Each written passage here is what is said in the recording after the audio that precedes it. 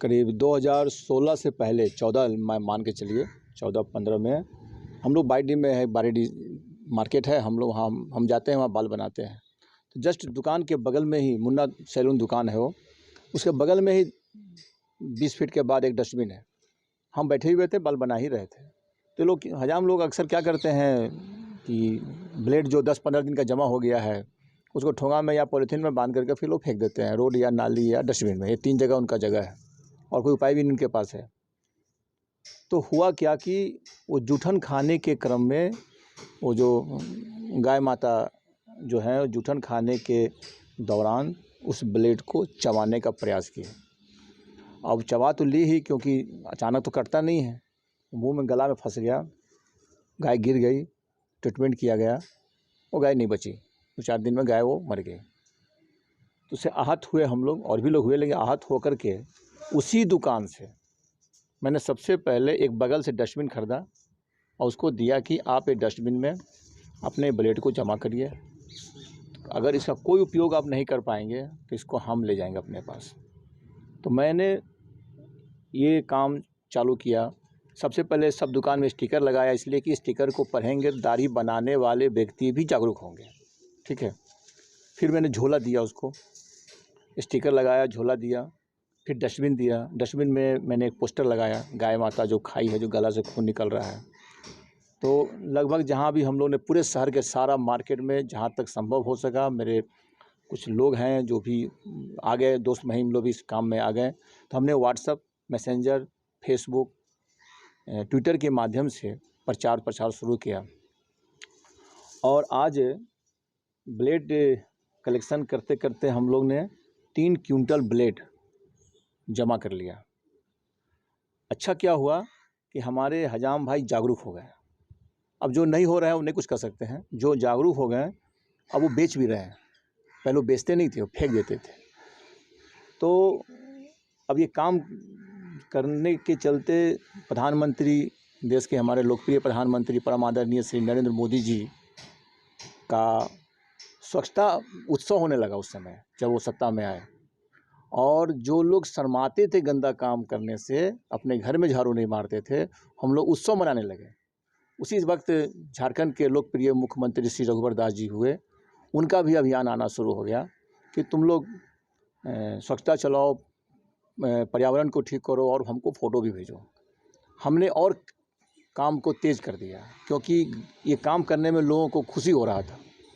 जो शर्मा रहे तो सब लगन से काम करने लगे और हम लोग ने सारा शहर, सारा मार्केट में लगे और लगते लगते सब ब्लेड को हम लोग लेके, जो लोग ब्लेड को नहीं बेच रहे थे बोले कि हम लोग नहीं बेच पाएंगे, आप इसको ले जाइए, तो हम लोग ले आते हैं। जो नहीं बेचते हैं उनका ब्लेड को मैं ले आता हूँ और जो बेच ले रहे हैं वो अपना 2 पैसा कमा ले रहे हैं। तो हम लोग ने आस्ते आस्ते ब्लेड को जमा करते करते, मतलब लेते लेते आज ये 3 क्विंटल ब्लेड पहुंच गया है और आपके सामने है। हम लोग सफाई करके फिर इसको रखते हैं ताकि ये ब्लेड को फिर किस तरह से डिस्पोजल किया जाएगा, क्या है? देखिए, ये ब्लेड के लिए तो पहले मैंने सोचा कि अगर ये किसी के काम आ जाए, कोई अच्छा चीज़ बनाने में, कुछ वैज्ञानिक को अगर काम, कोई बोलता है बिजली में का उत्पादन भी इससे होता है, तो इतना छोटा में तो होगा नहीं। फिर हमने प्रयास किया कि कहीं से समझ में नहीं आया, इसका 10-15 रुपये किलो बिकता ही है, तो इसको बेच के क्या करेंगे। तो मन में ये आया कि हजाम भाई से हमने ब्लेड लिया है, ठीक है, तो इसको गला के हो या जिस तरह से हो, एक हजाम भाई के परिवार से, गरीबों की मसीहा, बिहार के पूर्व लोकप्रिय मुख्यमंत्री हुआ करते थे, उनका नाम था श्री कर्पूरी ठाकुर जी। तो मन है कि जब मैंने उनको ब्लेड दिया और एक साथ दिया है काम करने में, तो एक मूर्ति उनका बना करके हम लोग उनके संस्था में स्थापित कर देंगे। ये कल्पना अभी तक तो हम लोग के पास है। और जिनको ब्लेड चाहिए कुछ काम करने के लिए, अच्छे काम के लिए, वैज्ञानिक या कोई कहता है कि सिक्का से ब्लेड बनता है, अगर ब्लेड कंपनी को ही चाहिए तो ले जाए उठा करके, और नहीं चाहिए तो इसको डिस्पोजल करेंगे, या नहीं तो बोले एक ठो मूर्ति तो इनका बनेगा, क्लियर कट है, वो मूर्ति बना के उनके संस्था में हम स्थापित करेंगे, ताकि उनको देख करके या मूर्ति से पूरे भारत के हजाम भाई प्रेरणा लेके रोड, नाली, डस्टबिन में ब्लेड न फेंकें, जिससे कि पशु पक्षी, गाय माता को कोई नुकसान नहीं हो। यही हमारा कल्पना है।